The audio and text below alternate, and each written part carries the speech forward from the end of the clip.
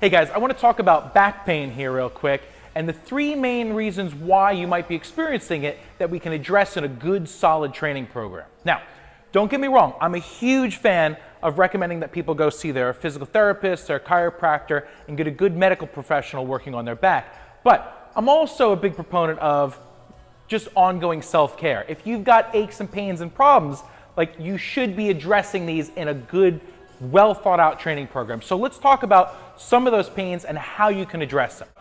Number one, the first reason why you might be having back pain that you can address in a good training program would be because you're actually bending from your lower back too much when you go ahead and bend over to pick things up rather than using your hips, knees, and ankles.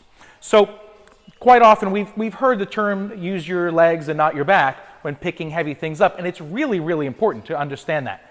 Now, one of the reasons why you might not be actually using good mechanics and bending from those joints is simply you might not have ever practiced the actual skill. I mean, there's a really good skill of being able to differentiate which joint you're using while stabilizing your trunk and picking something up. So one, that just might be practice.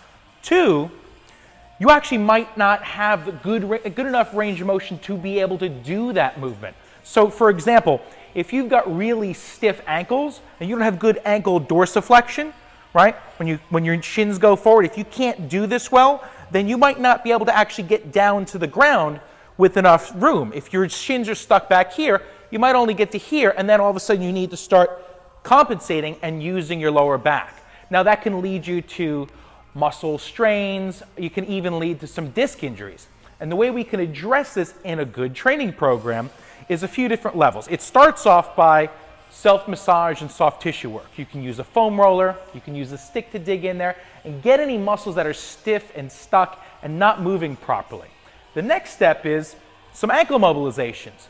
You can have your chiropractor yank on your foot to get a nice distraction, get some movement in there. There's a couple of different ankle mobs that you can do to start getting more dorsiflexion in there.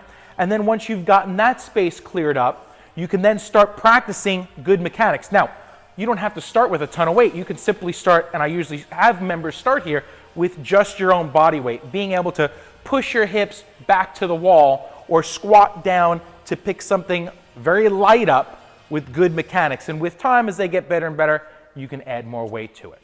Now, the second reason why you might be having back pain that you can address with a good training program is tight hip flexors. If you're somebody who spends a lot of time seated in a car or at the office, and you're in this position, and your hip flexors are literally in a shortened position for hours and hours and hours a day, and then if you've ever experienced this thing where you stand up and you go to start walking and you feel this back pain all of a sudden, well, that very might well be your psoas, which attaches to the top of your thigh, runs through the bowl of your pelvis, and then attaches to the lower vertebrae in your spine. They literally can end up pulling on them and causing your pain. So what you can do about it is, there's a few different levels. The first thing is simply stretching them to get some good length. And if they're really gummed up, you might want to find a good massage therapist to dig in there and help get some movement going first. Once you start getting that space and the length, and they're no longer pulling simply when you walk, the next thing you can do to help keep it like that is to start doing some good hip extension exercises. It could just simply a hip bridge, proper technique with a deadlift or squat.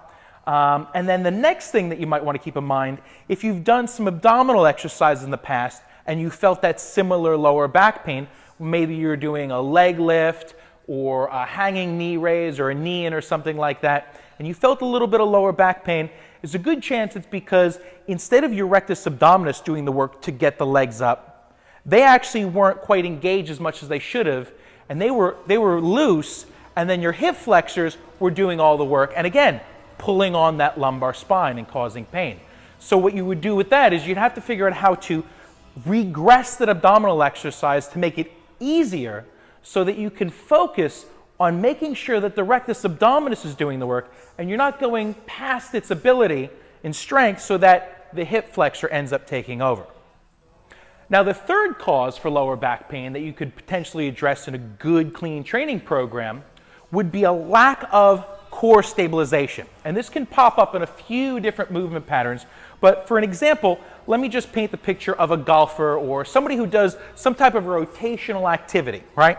And if they don't have good motor control to stabilize their lumbar spine, and as well as not a lot of good mobility from the hip and upper thoracic spine, they can end up basically getting a lot of their movement from their lower back, which can end up leading to muscle strains and a lot of rotational wear and tear on the spine. So what you need to do is you need to get some good exercises in that help you learn how to get good hip rotation, hip extension, as well as then freeing up some space in your thoracic spine, and that could be some soft tissue work, using a peanut, little thoracic mobilizations, and then exercises that strengthen and build that range of motion so that it's strong and durable.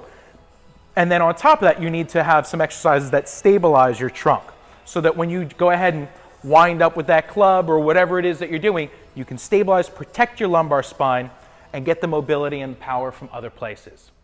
If you'd like more free training tips to help you prevent injury and take your body further, then go ahead and click the link that accompanies this video and download a free copy of my Overhaul Protocol Handbook. I'll see you soon.